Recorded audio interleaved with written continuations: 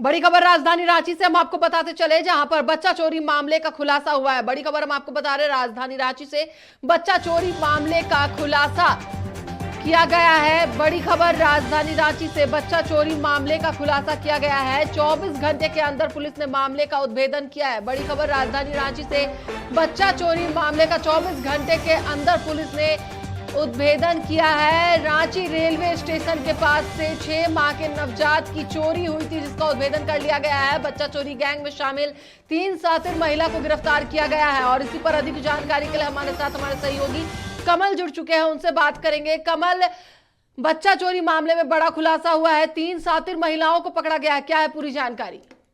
देखिए, Ranchi railway station के पास से 6 माह के बच्चे की चोरी कर ली गई थी 24 जुलाई की शाम को। लेकिन जिस तरह से पुलिस ने त्वरित कार्रवाई करते हुए चुटिया थाना और एक टीम बनाई गई डीएसपी के नेतृत्व में और बच्चे को बरामद कर लिया गया। कहीं ना कहीं 24 घंटे के अंदर बच्चे को बरामदगी एक बड़ी सफलता मानी जा सकती है। वहीं जो 3 लोग थे गैंग के जो चोरी में शामिल थे, उन्हें गिरफ्तार किया गया।